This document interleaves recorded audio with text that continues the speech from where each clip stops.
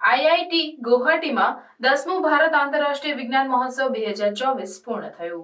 30 નવેમ્બરથી 3 ડિસેમ્બર સુધી ચાલેલા 4 દિવસના કાર્યક્રમમાં નીતિ નિર્માતાઓ, ઉદ્યોગના નેતાઓ, શૈક્ષણિક અને વિદ્યાર્થીઓ વિવિધ ક્ષેત્રોમાં નવીનતા પર ચર્ચા અને પ્રોત્સાહન માટે એકત્ર થયા, જેમાં સ્થિરતા, શિક્ષણ, આરોગ્ય સંભાળ અને વધુનો સમાવેશ થાય છે। પરિષદ વિજ્ઞાન અને ઔદ્યોગિક સંશોધન દ્વારા વિજ્ઞાન અને ટેકનોલોજી મંત્રાલય અને પૃથ્વી વિજ્ઞાન મંત્રાલય હેઠળ આયોજિત આ મહોત્સવનો ઉદ્દેશ્ય ભારતને વિજ્ઞાન અને ટેકનોલોજી દ્વારા ચલાવાતા વૈશ્વિક ઉત્પાદન કેન્દ્રમાં રૂપાંતરિત કરવાનો હતો।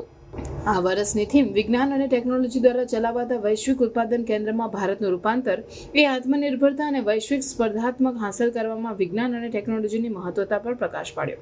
કાર્યક્રમ દરમિયાન સ્થિર વિકાસ, આરોગ્ય સંભાળમાં પ્રગતિ અને શિક્ષણના ભવિષ્ય જેવા મુખ્ય ક્ષેત્રોમાં ધ્યાન કેન્દ્રિત કરીને અનેક પેનલ ચર્ચાઓ, વર્કશોપ અને પ્રદર્શન યોજાયા। મહત્વપૂર્ણ વક્તાઓમાં વિજ્ઞાન અને ટેકનોલોજી માટેના કેન્દ્રીય રાજ્યમંત્રી ડોક્ટર જીતેન્દ્ર સિંહ અને આસામના મુખ્યમંત્રી ડોક્ટર હિમંત બિસ્વા શર્માનો સમાવેશ થાય છે, જેમણે આર્થિક વૃદ્ધિ અને જીવનની ગુણવત્તામાં સુધારા માટે નવીનતાની ભૂમિકા પર ભાર મૂક્યો। મહોત્સવના મુખ્ય હાઇલાઇટ્સમાં make in India, make for the world સમિટનો સમાવેશ થાય છે, જેમાં ઉત્પાદન અને ટેકનોલોજીમાં ભારતની ક્ષમતાઓ દર્શાવવામાં આવી હતી। આ કાર્યક્રમમાં યંગ સાયન્ટિસ્ટ કોન્ક્લેવ પણ સામેલ હતું, જ્યાં યુવા સંશોધકોએ તેમના નવીન પ્રોજેક્ટ્સ અને વિચારો રજૂ કર્યા હતા। ઉપરાંત નારી શક્તિ કાર્યક્રમમાં વિજ્ઞાન અને ટેકનોલોજીમાં મહિલાઓના યોગદાન પર ધ્યાન કેન્દ્રિત કરવામાં આવ્યું, જે લિંગ સમાનતા અને સશક્તિકરણને પ્રોત્સાહન આપે છે। મહોત્સવમાં ઇન્ટરેક્ટિવ પ્રદર્શન, વિજ્ઞાન સ્પર્ધાઓ અને સાંસ્કૃતિક કાર્યક્રમોનો પણ સમાવેશ થાય છે, જે ભાગ લેનારાઓને અદ્યતન વૈજ્ઞાનિક પ્રગતિ સાથે જોડાવા અને સહકાર માટે નવા અવસરો શોધવા માટે પ્લેટફોર્મ પ્રદાન કરે છે।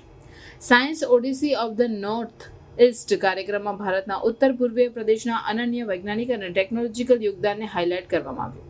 તેમના સમાપન ભાષણમાં CSIR NIISTના ડિરેક્ટર અને IISF 2024ના મુખ્ય નોડલ સંકલક ડોક્ટર C આનંદ કુમાર કૃષ્ણનને તમામ ભાગ લેનારાઓ અને આયોજકોનો આભાર માન્યો અને કાર્યક્રમને સફળ બનાવવામાં તેમના યોગદાનની પ્રશંસા કરી। તેમણે વૈશ્વિક પડકારોને ઉકેલવા અને સ્થિર વિકાસ લક્ષ્યો હાંસલ કરવા માટે સતત સહકાર અને નવીનતાની જરૂરિયાત પર ભાર મૂક્યો।